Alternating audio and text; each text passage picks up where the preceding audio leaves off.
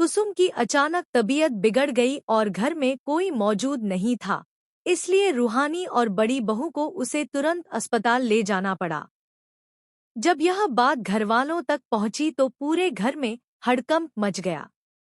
नागेश्वर चौधरी गुस्से से आग बबूला हो गए।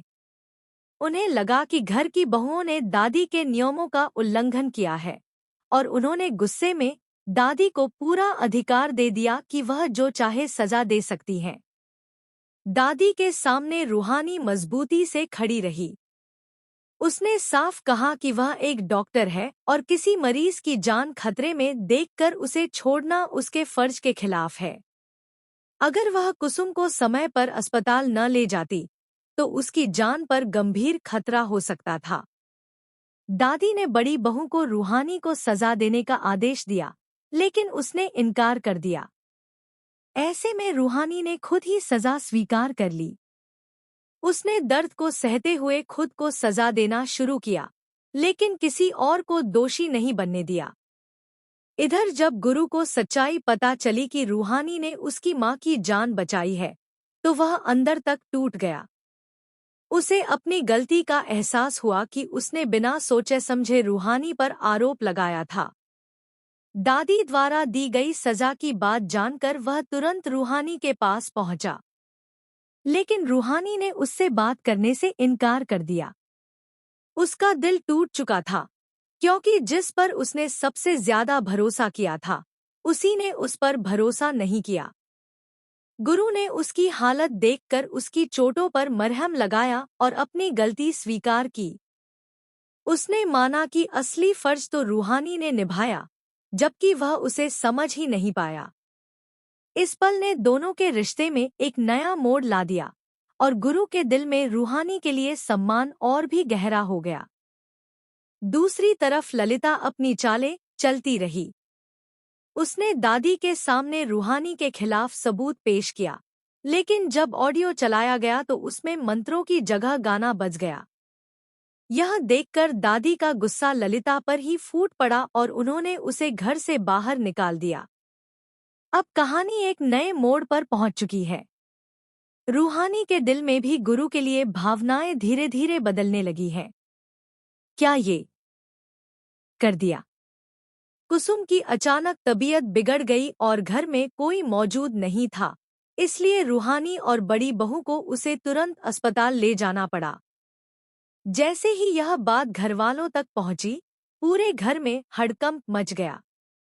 नागेश्वर चौधरी गुस्से से बेकाबू हो गए। उन्हें लगा कि घर की बहुओं ने दादी के नियमों का अपमान किया है।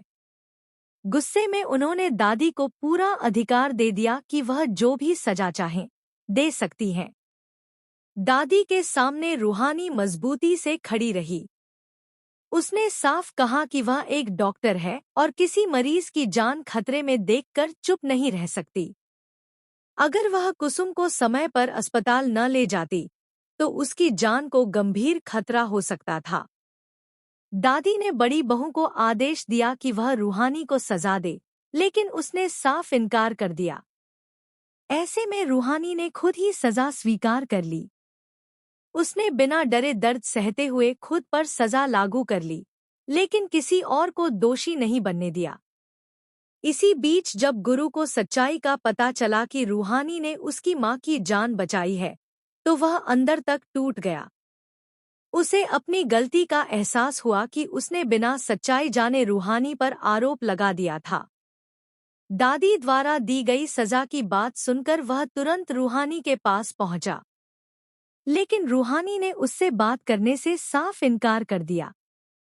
उसका दिल पहले ही टूट चुका था, क्योंकि जिस पर उसने सबसे ज्यादा भरोसा किया था, वही उस पर भरोसा नहीं कर पाया। गुरु ने उसकी हालत देखकर उसके घावों पर मरहम लगाया और अपनी गलती स्वीकार की। उसने माना कि असली जिम्मेदारी रूहानी ने निभाई, जबकि वह उसे समझ ही नहीं पाया। इस पल ने दोनों के रिश्ते में एक नया मोड़ ला दिया और गुरु के दिल में रूहानी के लिए सम्मान और भी गहरा हो गया। उधर ललिता अपनी साजिशों से बाज नहीं आई। उसने दादी के सामने रूहानी के खिलाफ सबूत पेश किया, लेकिन जैसे ही ऑडियो चलाया गया उसमें मंत्रों की जगह गाना बजने लगा। यह देखकर दादी का गुस्सा ललिता पर ही फूट पड़ा और उन्होंने उसे घर से बाहर निकाल दिया। अब कहानी एक नए मोड़ पर पहुंच चुकी है।